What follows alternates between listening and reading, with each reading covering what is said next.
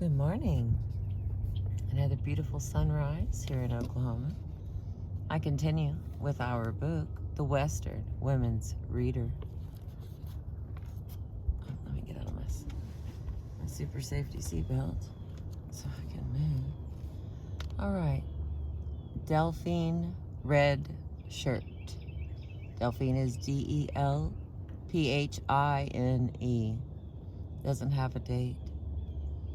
Delphine Red Shirt was born in Nebraska and grew up in Porcupine, South Dakota, on the Pine Ridge Reservation in the 1960s and the 1970s. She is an enrolled member of the Oglala Sioux tribe and represents the Oglala as the non-governmental representative at the United Nations. She attended the Red Cloud Indian School in Pine Ridge and received a BA degree in liberal studies from Wesleyan University. In the years since graduating from college, Red Shirt has been a Marine, reservist, an accountant, and a writer. After publishing poetry in high school, Red Shirt turned seriously to writing while at Wesleyan, and after working on her stories for many years, she completed Bead on an Ant Hill and published it in 1998. She is currently completing a narrative of her mother's life, taken down from her mother in Lakota and translated by Red Shirt into English. The working title for Red Shirt's second book is Winya Isnala, or Woman Alone.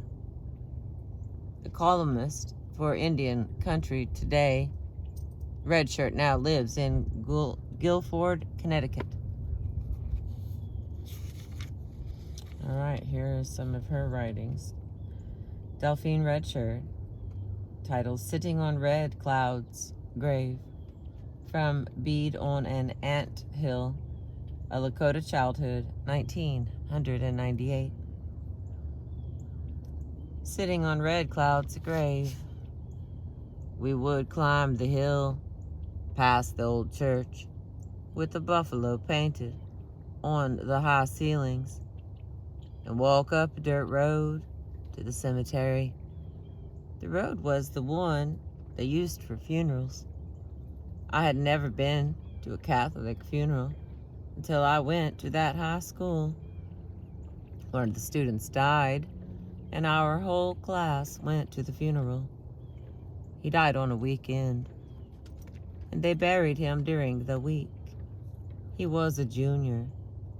To me, it seemed he had a lot of promise. He was my cousin. My father and his father came from the same ancestor, Chief Lone Elk, a Brule. My father's and his father's grandmothers were sisters. His father had been an artist who depicted life among the Lakota in the early part of the century. He tried to show what it was like for the reservation people. I remember how my father and I went to visit his family. They lived in the same small town in which I had lived in Nebraska.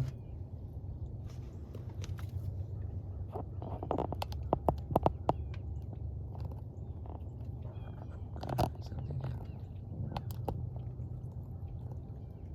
Let's try that. There we go. When he died, it was hard to believe that I had just seen him in our homeroom the Friday before. They said he had been shot by bootlegger.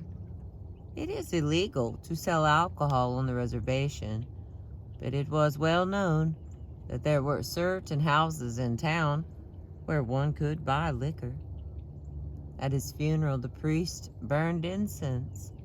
We all stood unbelieving while they nailed his coffin inside another box, what we call a rough box, made of unfinished pine. Over that, they slowly shoveled dirt. They buried him on the other side of the highway, where the newer cemetery was. It was the first and last time I went to that side.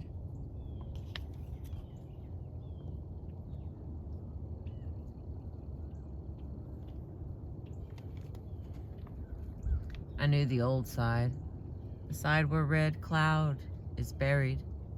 The old side was where we went on slow afternoons, after school let out, and all the day students went home. Those of us who boarded at the school had free time between 3 o'clock and 5 o'clock. We would check in with the matron, the older woman who was in charge. Then we would buy a candy bar at the snack stand the nuns had in the recreation room. And if the weather permitted, we walked up to the graveyard. Our lives at the school were regimented to breakfast, school, lunch, school, free time, 5 o'clock mass, dinner, study hall, free time, bedtime, and lights out in the dorm at 10 o'clock. The only block of free time we had was that time when we could walk up to the cemetery, sit down and talk. It was the only private place, the only spot where we could be irreverent and no one would hear us. We found solace there as we grew older. Our lives changed from the shallow and frivolous years as freshmen to the somewhat more mature, introspective years as juniors and seniors. The time I remember the best was my junior year. It was my best year at that school. I went there, following in my brother's footsteps. He honored Mama and Kaka by finishing second in his graduating class. As always, I had more difficult time. It was not that the studies were hard, they were not, as I was able to prove to myself in my junior year when I won awards in my classes, signifying that the teachers gave me the highest honor. I had not expected it and was working at the library the night they had the awards banquet. My friends came running to tell me that I should have gone to the awards ceremony because my name had been called out for the different awards. I was surprised and pleased. The small gold pins were important to me. My junior year was the year I finally accepted who I was.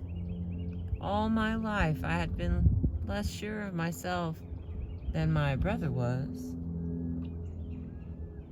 It was a time when I felt suspended between the safe and sure footing of childhood and the ever-shifting quagmire of adolescence.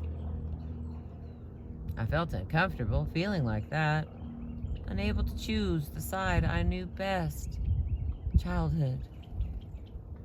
When I had first gone to the high school, I felt like I was giving up on the things I loved the most about childhood.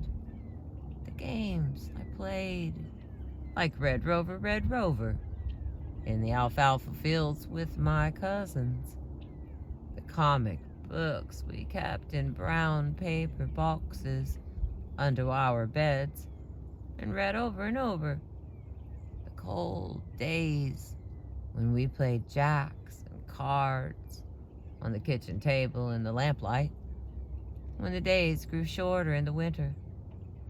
My favorite cousins grew up in the log cabin near where Ka had lived most of his life. They had no electricity. I remember dancing to Roy Orbison on the portable radio It was those cousins I missed the most when I left home for the first time to board at the Catholic school. It was they who, in their Lakota ways, embraced me when I first came to the reservation. We played, pretended, dreamed, laughed, and joked in a Lakota. They will always remind me of those carefree times I enjoyed as a child before I had to go away to boarding school. Excuse me, Lord.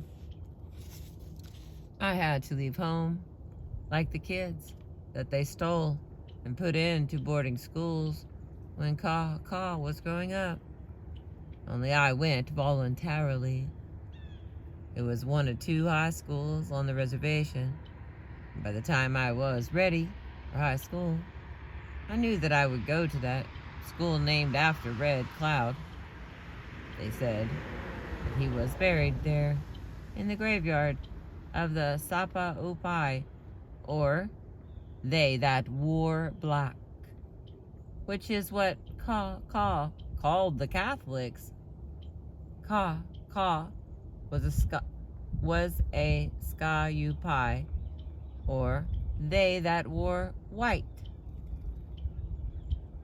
which is what someone from the Episcopal Church is called.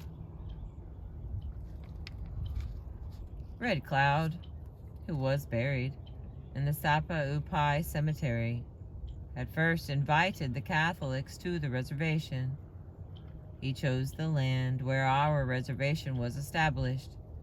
He and a Brule chief named Spotted Tail selected the sites where our respective reservations now stand. Red Cloud invited the Sapa Upai to educate the generations that would call this place home. This small area of land far from the H-Sapa. He knew that these generations, including my own, would never know the kind of freedom that he and Crazy Horse and Sitting Bull had known.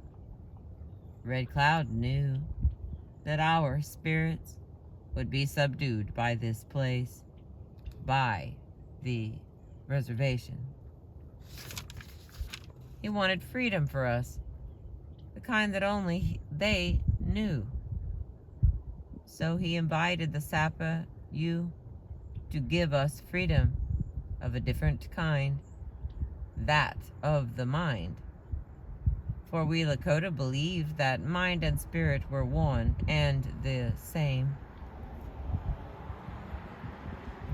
He knew that in the time after the Sapa U were summoned and had come to build their school and church, that we Lakota, being a spiritual people, would naturally embrace them. He knew also that in this new world forged by the government, our physical selves would be limited to the boundaries set by the reservation, and we would fare better if we were educated. He knew that our spirits would never accept this limited life, the way he tried not to, even when everything fell apart and our people were ordered to abandon forever their way of life. In the years I attended the school named after him, I never knew how much foresight he had, how much he understood what life would be like for my generation. I remember those autumn days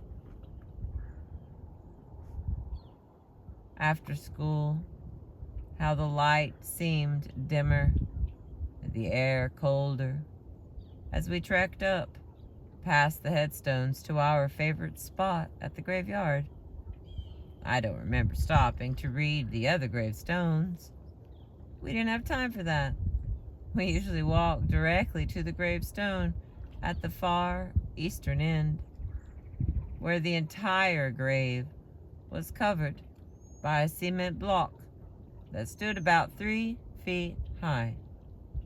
It was our favorite spot because we could all sit on it side by side, looking off toward town, watching the cars come and go. It was a favorite pastime for the town kids to cruise the road between the school and town. We watched the cars coming and going until we saw the 5 o'clock bus returning from town, which meant that if we wanted, it was time to go down to Mass. The group of us sometimes went to the 5 o'clock Mass with the volunteers who lived at the school. They were our teachers, some of them young Jesuits and priests. We liked our teachers, and they seemed to like us. So we sought them out. We joined their Mass, and they invited us into their circle, where they held hands as they sang along with a guitar. If we didn't go to the 5 o'clock Mass, we would get ready to go to dinner. It wasn't our favorite thing to do, because the food was lacking in quality. The cook at the school believed that fresh-baked bread was not good for you, so he kept the bread in metal garbage cans until it was quite stale. Next to the stale bread, he always served up some main dish that no one ate. His assistant was a Puerto Rican man from New York City. Between the two of them, they cooked very unappetizing meals.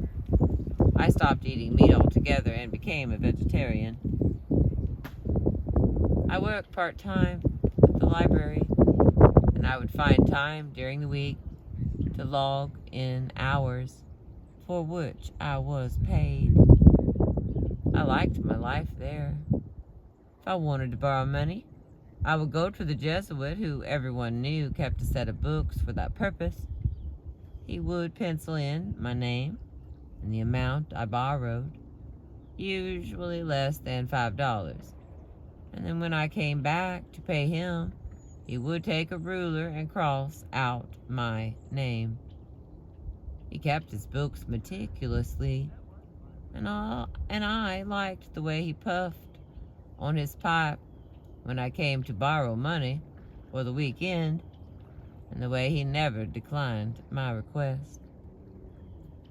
I liked the predictability of the place, the dorm, the library, the dining hall, the school bus ride home on the weekends, and the way I never felt I lacked for anything there except a sense of the real world.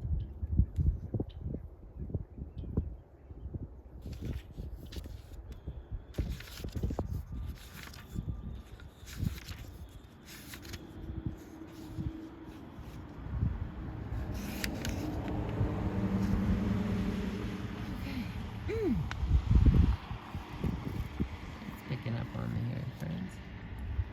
No, I can't. Okay.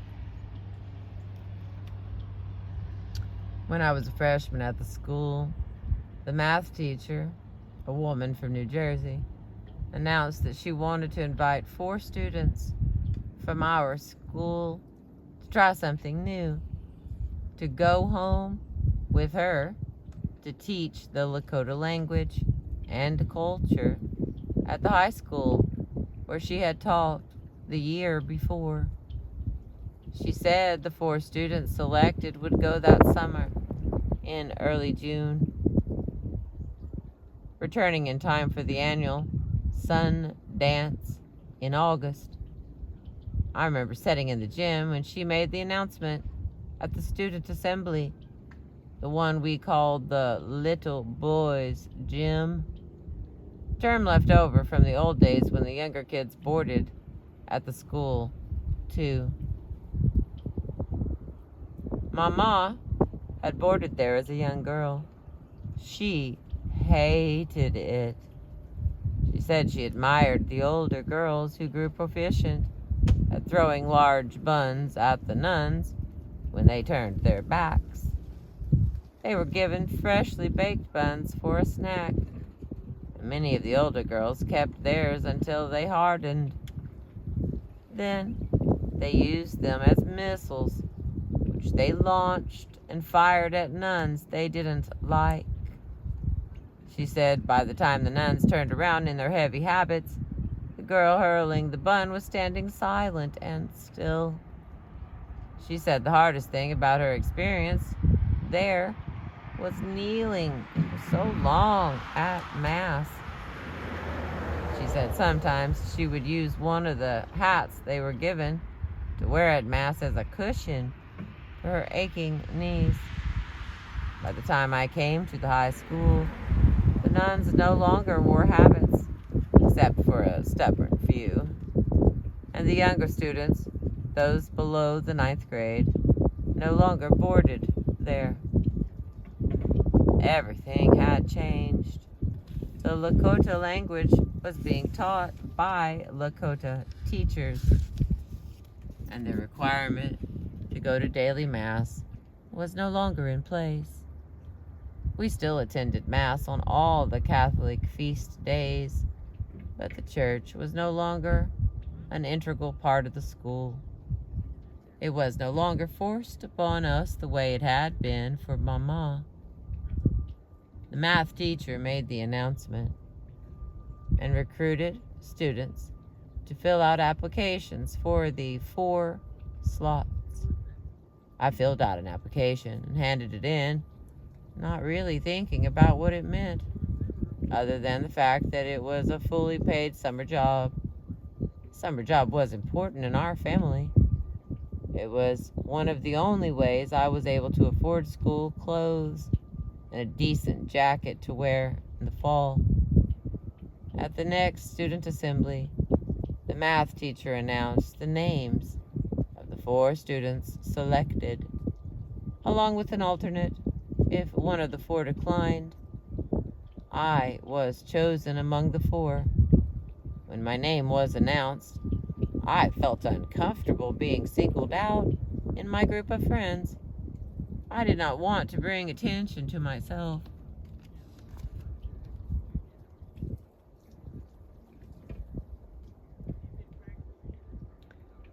My friends were very familiar to me. We had been together since elementary school. All of our parents spoke Lakota, and our last names were not English or French, like the half-bloods at the school, but Lakota. Our Lakota last names, combined with the fact that we came from isolated communities, meant that we were somehow different from the half-bloods. The difference was subtle, which made life even more complex for us. We were a group of full-blood Lakota girls whose self-image was determined by many other factors, not excluding this one. It was one more difficulty that my older brother had not had to deal with. He played football, liked politics, and could easily pass for an Iriska, what Mama called the half-breeds. It means translator, a name carried over from the time many of their ancestors translated Lakota for the government and English for our forefathers. I, on the other hand, looked like what I considered myself to be, a full-blood Lakota adolescent, floundering in a non-Lakota world. It was a time when I still thought in Lakota. When school ended in my freshman year and before I had a chance to breathe, I began my new job with the math teacher. I wasn't sure what going away from home for a summer job would mean, but I knew that I would be homesick. I had never before been away, for very long at least, not that far away. The night before I left, my mom came to see me. My brother, 6 years my senior, drove her to the house at the school where we were staying just before we were to begin our trip east. Mama brought me a small cassette recorder.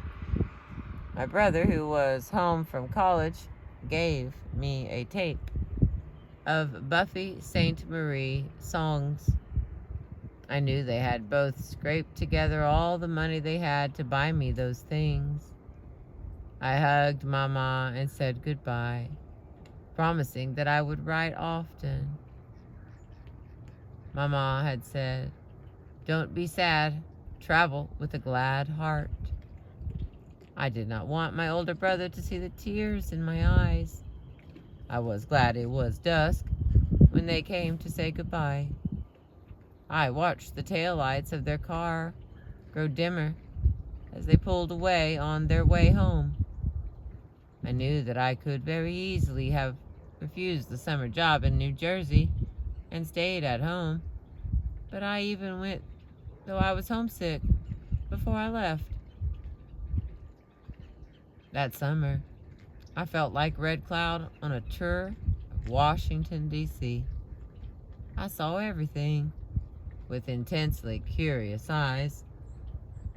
We drove east in a small Ford Mustang. 5 of us, including the math teacher, squeezed into that small car loaded with our belongings. We made our way to New Jersey via Milwaukee, Chicago, Detroit, Charleston, Washington, D.C., and finally New York City. I do not remember being fond of any one city except for Washington, D.C. As I ran through the museums and monuments, feeling happy to be on the go. By that time, the 4 of us, 2 of us freshman girls, a freshman boy and a sophomore girl, felt at home together. We all had known one another at the school, by sight, but not as well as one would think in such a small school. When summer ended, we drove home. We had accrued experiences that no one on the reservation would believe that 4 kids from our high school could have had.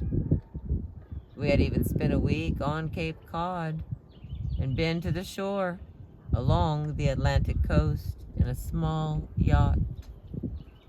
My summer had been full of everything, from my first banana split to my first taste of champagne and caviar at an art gallery near Cape Cod, and even a small cup of wine shared with the cast of a play on Broadway in New York City. When I returned that autumn to the high school, I felt embarrassed when the math teacher showed slides of our experiences that summer. I had forgotten that I was coming home to high school at the end of the summer, and how I had acted as if I were a tourist on vacation. I was embarrassed by my own expectations after my summer there. I looked around me at the kids in that small classroom and realized how foolish I had been that summer, that my life was probably never going to be that way again. I realize now that the year after I went east was a turning point for me. It was then that I became restless. I wanted something more, and I was never really sure what it was until I went away to college. I didn't realize that the morning I loaded my gear in that car and headed for the East Coast, that I would never really unpack my suitcase on the reservation again. I would, from that day forward, always look for the next opportunity to leave the reservation and see what lay beyond its borders. I left the high school for a semester after that. I went to live with my older brother in a city near the Black Hills. I lived with him and attended the high school there. I did not like the school, but kept going because I did not want to be labeled as a dropout. I worked part-time at a local motel as a maid, cleaning rooms and changing beds. I knew I had to stay in school. If I didn't stay, I could expect only jobs like the maid's job I had that winter. I wanted to return to the reservation, back to my old school, but I had left because of fighting there. An older girl, an Araska, had taken a great dislike to me, and rather than fight, I left. Did not like the violence that interrupted there. The kids drank alcohol. I did not readily accept violence. I had inherited Mama's gentle heart, and although I had been involved in fights, I felt greatly dishonored by any violent act. I could not comprehend what it meant. I remember when an older girl gave me my first bloody nose. She jumped me while I was viewing exhibits at a science fair. I felt dazed. How unreal it felt to feel the thud of skin against skin. I could not understand what it meant, perhaps because I did not grow up that way. It seemed foreign to me. While I had lived, worked, and went to school in the city, my older brother and others were restless as well. A new movement had come into our midst. It was a new political movement that was gaining momentum. My only contact with it was through my brother. I attended a few of the political rallies sponsored by the new movement, but I, like Mama, was cautious and stayed back, not knowing what it would bring for the people in the end. When I look back now, I realized that what it meant for the people in my community was a loss of innocence. I remember the way it was before they came and the way it was after. In my small community, before the movement came, we were isolated from the world. The boys, including my youngest brother, rode Shetland ponies. Excuse me, hang on. Get another drink.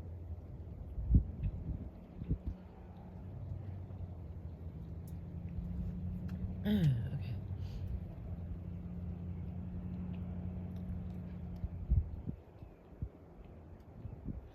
In my small community, before the movement came, we were insulated from the world.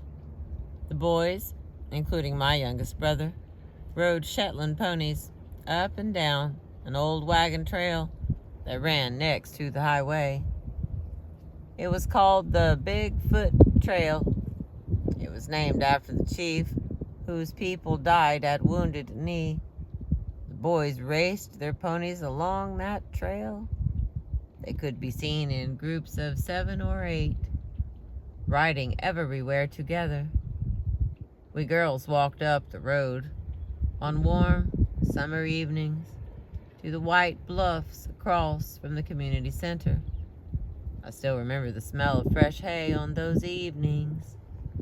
Our families all knew one another. We all lived in houses not a mile or so apart, set a mile or so apart. There were distinct tios, paye, or extended families, and elders who presided over them, both male and female. The local policeman was a very large man with a big belly hanging over his belt. He had a family in our community. Although no one had a telephone, he always seemed to know when someone digressed and had had too much alcohol to drink. We lived like that, isolated but serene in our innocence. The changes brought by the movement were more apparent during and after the occupation of Wounded Knee in 1973, when followers of the movement barricaded themselves in a Catholic church there in a standoff with the federal government. I can still see the federal marshals in their blue shirts, toting guns and coffee as they milled about in our community. I was a high school student, and I watched it all in silence. When the occupation was finally over, someone came to Mama and asked her if she would smuggle one of the leaders out in her car trunk. Mama said no, not because she was against them, but because it was wrong. I admired her for that, and like her, expected life to be like that. Everything black and white, right or wrong, innocent or guilty. Now that I look back on what happened to my community, I realize that because we were so close to Wounded Knee, we were all indicted. We were all guilty of aiding and abetting. Whom? I was not sure, because from where Mama and others in our community stood, both sides in the standoff were at fault. Rightfully, we felt like the pawns that were in the conflict. Once we perceived that, we lost our innocence. The time after the occupation, chaos came and settled in our midst. Guns and drugs became available. Life grew more complex. Mama came close to being wounded when she stepped into the line of fire in a drive-by shooting as she walked out of our post office. She was fortunate that the bullet only grazed her forehead. A few years earlier, I was not so lucky. I stepped right into the line of fire when someone who had access to a gun began randomly shooting. The bullet went through the right side of my chest. I survived. Although at the time I thought, as only an adolescent would, that I had done something wrong, even though I had been only guilty of being in the wrong place at the wrong time. These things happened after the occupation of Wounded Knee in 1973. It was a time when these occurrences seemed common. We cope ya, Mama would say, frightfully so. A few days after graduation ceremonies were held at my high school, I was shot. I didn't attend the ceremonies, vowing that I would attend my college graduation, a seemingly impossible dream for someone coming from where I did. It was a Sunday morning, the morning I woke up and thought I was going to die.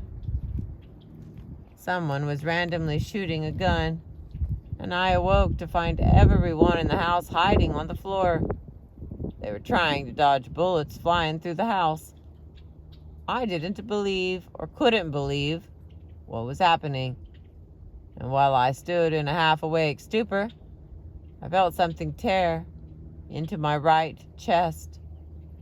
At first I thought it was happening to someone else. Then I realized it was happening to me. When I began to bleed, I did not want to lie down. I thought if I did, I would never stand up again.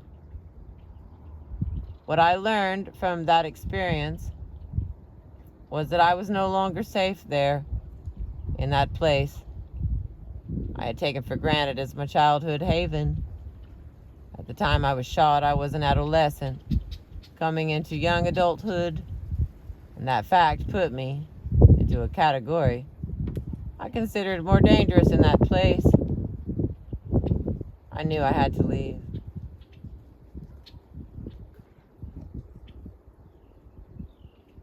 Long before this event occurred, and I was still in high school, I had contradictory feelings about the movement, particularly during and after the occupation of Wounded Knee in 1973. On the one hand, I identified with those who supported it, and on the other hand, I did not like the violence. I did not know then that I would be directly affected by the violence that I so disdained. When everything was over and the leaders of the movement were on trial or in jail, I felt guilty. After all, they had come to fight for us, for the full-bloods, the traditional people. When I wrote the following poem, I felt solace in the fact that they taught me something. After all, I did what I knew best. I watched and waited, gleaning as much knowledge as I could from what I saw, the way Lakota children were supposed to learn. I wrote this poem for them.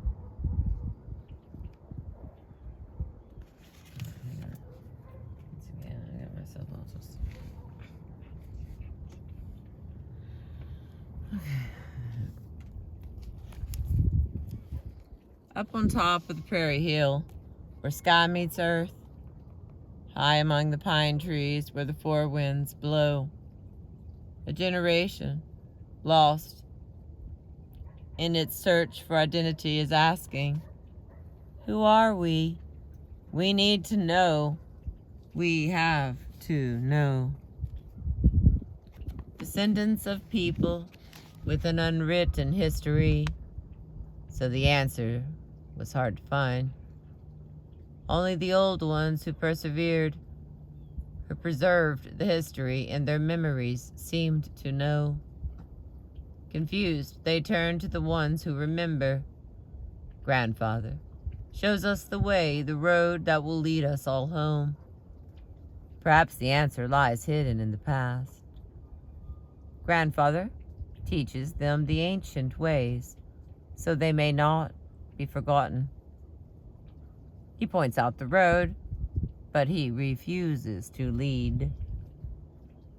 He spoke these words to them: do not walk backwards, for you will surely fall. Learn from what is past, but look to tomorrow's dawn and follow the sun. Walk frontward and learn of the white man's ways, of his writings, his books, and his language. But most important, learn to walk side by side with him as a friend. Perhaps his books will tell you what you wish to know. The generation listens to his words, for he does not speak foolishly, as all old ones are wise. But when he finished, some turned their backs and closed their eyes and refused to see or hear. Others bravely walked ahead, straight and tall. The four winds warned, do not separate. You are brothers and you are strong, together as one. It was too late. The words were not heard. Those who walked ahead were over the next ridge. They did not bother to look back, only ahead. Those who walked blindly and mutely backward had fallen, obscure figures in the past. Grandfather stood alone. He sang a morning song high on the hill. I wrote the poem as a senior at the Catholic high school, and the Catholic Church paid me $25 for that poem and used it in their mailings. Their mailings were what my older brother called begging letters, and were part of what he had disliked about the school. Back then, I did not mind. Even if my understanding was limited, I felt that I understood. My brother had Ka and Ma to turn to in his arrogance. When he first discovered that the Catholic school was sending out the letters and had labeled them begging letters, it was because he had felt outraged by them. He did not like the words poor and Indian in the same context. He felt that we were neither of those things. He knew who he was. I didn't. By the time I finished high school, Ka had been dead 7 years, and Ma and I were no longer living under the same roof. I was on my own, and I was not so sure what the future would bring. I was grateful to the Catholic school for providing a safe place for me to learn and grow. I understood that without it I would not have known what I preferred, John Steinbeck to any other writer. I would not have known that I could write poetry. I would not have known that Red Cloud was buried there, and that he too understood these things, how hard it was to be Lakota in a world where Lakota is not the language of choice. He understood that although we Lakota children were educated by the Wasaku, we were first and foremost born of Lakota parents, like Mama and my father, and that as a result we thought as they did and still do. Red Cloud tried to pass on what he had learned in his extraordinary life. At the end of his life, he realized that the true meaning of the Lakota people rests solely on their relationship to their creator or grandfather. He knew that our meaning did not lie anywhere else, and that there was nothing else but this. Red Cloud saw this relationship with the Creator as one of perfect union and unbroken continuity. He contemplated in his last days whether what Sapa Yupai said was true, how they said that we lived wickedly before they brought their God. Yet as he watched them, he saw that their relationship they said they had with their God was often contradictory to what he saw. Their religion, to him, seemed partial, self-centered, fragmented, and absolutely full of fear. He saw his own relationship with Takasila as self-encompassing and self-extending. The relationship he saw among the new religions, including the Sapa Yupais, was self-destructive and self-limiting to the Lakota.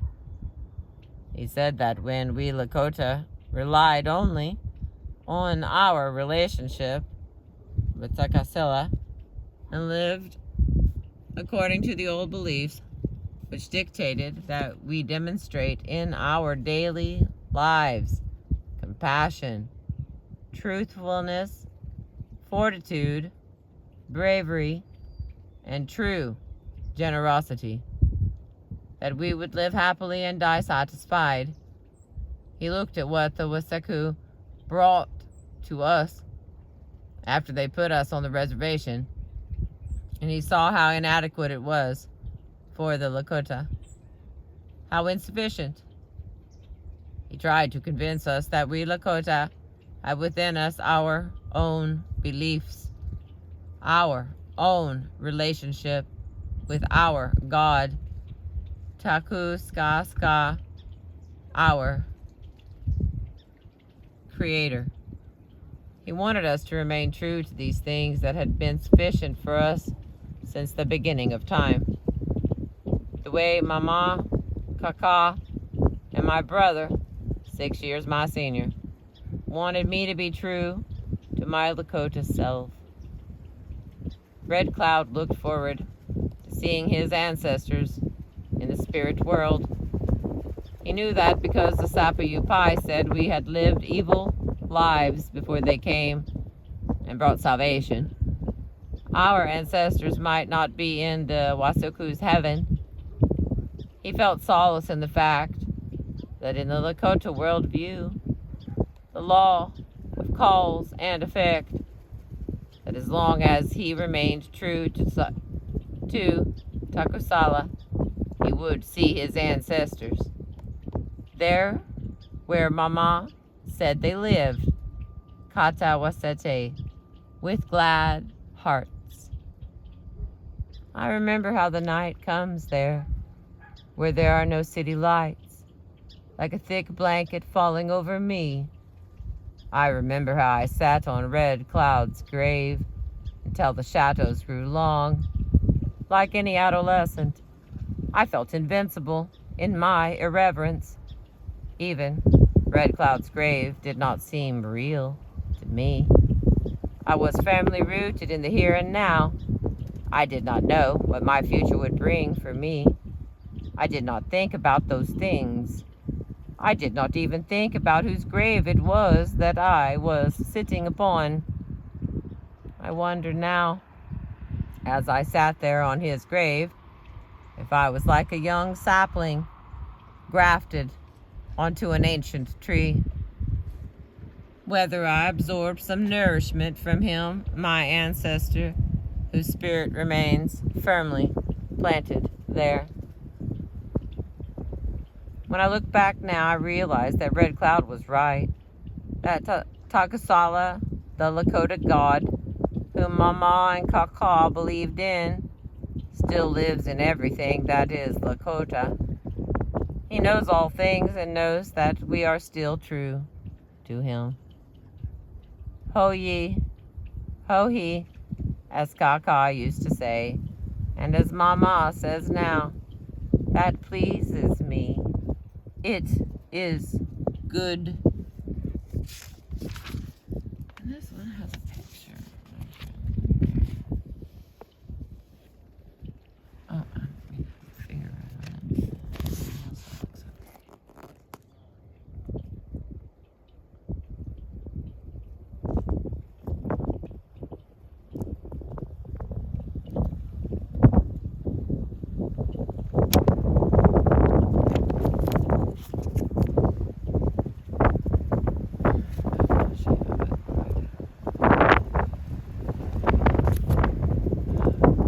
Thank you for being with me. I appreciate you.